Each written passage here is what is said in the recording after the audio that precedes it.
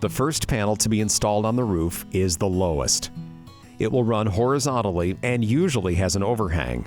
There is a detail in the panel plans titled Panel Eave Connection Detail. It should have a dimension for the overhang from the face of the wall panel. Trying to measure that distance while the panel is in the air is way too difficult. We usually make a full-size layout of that detail on the face of a panel, a large flat surface, and get a measurement from the outside edge of the frame to the lower bottom edge of the roof panel.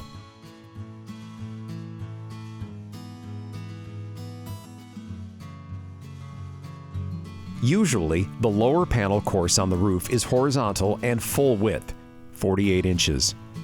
Deduct this measurement you just got off the layout from 48. That's the distance from the edge of the frame to the top edge of the panel. But don't rely on this measurement alone. There is another measurement to check first. On the panel detail page, look for the Panel Ridge Connection Detail. You'll see that there's a gap at the peak where the panels from each side meet. The gap is wider at the top and touching at the bottom where the panel rests on the rafters. The wider top gap is for spray foam.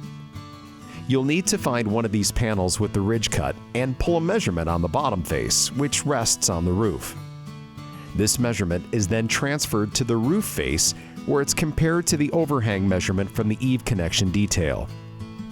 If your roof panels are all running horizontally, you'll need to add up the number of panels by 4 feet to get the total run from the center of the ridge to the top edge of the first panel. You can also refer to the panel pre-cut plan, which shows the location of the back cut line and the dimension from the edge.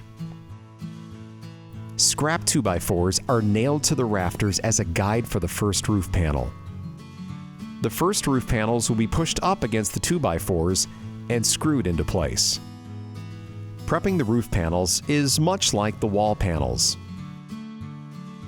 On the top side of the panel, lay out the other rafter locations and preset the screws, keeping them out of the spline slot.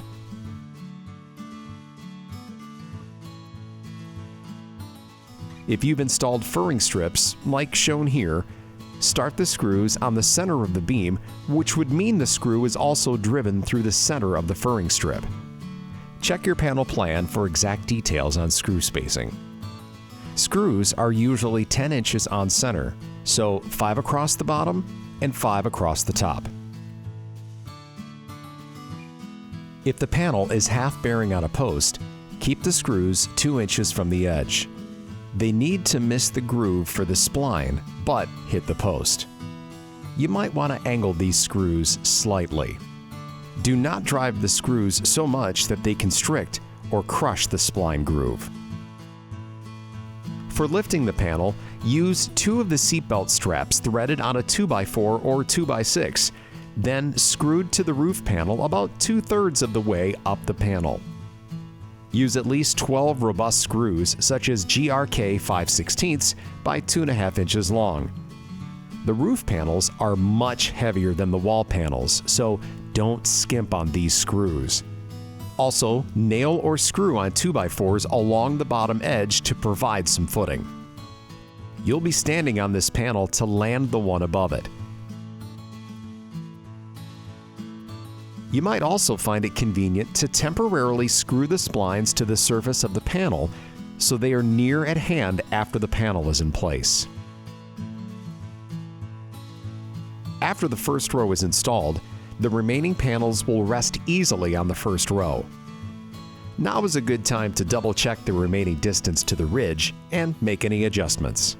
Structural panels usually run horizontally from end to end, with the panels laid perpendicular to the rafters. Referring to the panel layout plan, start with the bottom row and work your way to the top. You can set the splines in place on the lower panel and slide the upper panel down over it. Leaving the spline loose will allow you to wiggle or work the spline and panel into alignment.